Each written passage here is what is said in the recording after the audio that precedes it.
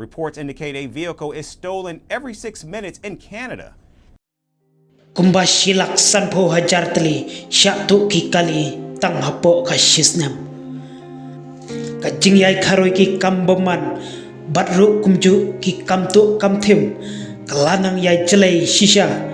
kat nang mi kisngi. Lakalong hakari jungi ne hakiwe pat kiri.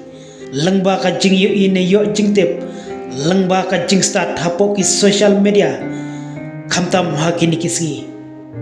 Hakawai na kiri bajur pelat ka jing syatu ya kita ki kali kadai hapo jongkari Kanada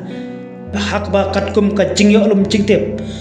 laong batang hapo usnam arhajar arpuar kumba silak san pauteli ki kali ki lasya rong tu haka shisnam kabalawan ra shisha ya ka jing karistet haki kamtu kali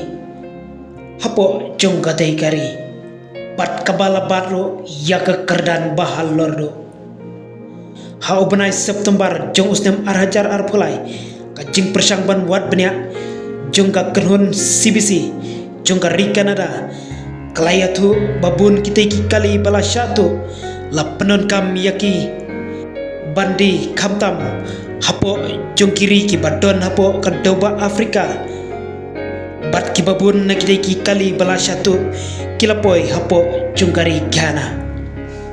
laong bala penon kamban shalan tu yaki tegi kali dakabalau no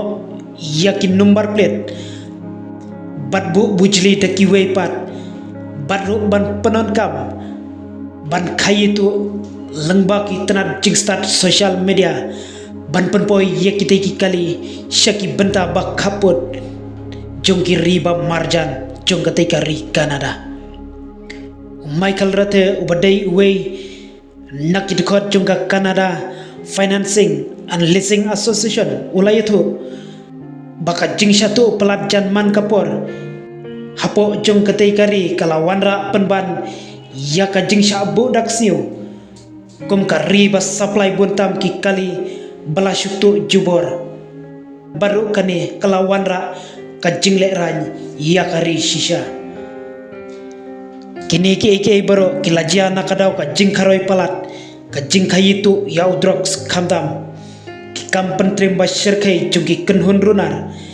baju traikam haki babun ki benta jung ka pertai kabalawan ra shisha ya ka jing karoi stet haka jing kayitu ya ki kali bat ka jing syatu ki kali hapo jung katai kari Canada hapo jung kini ki katlais nyam balalai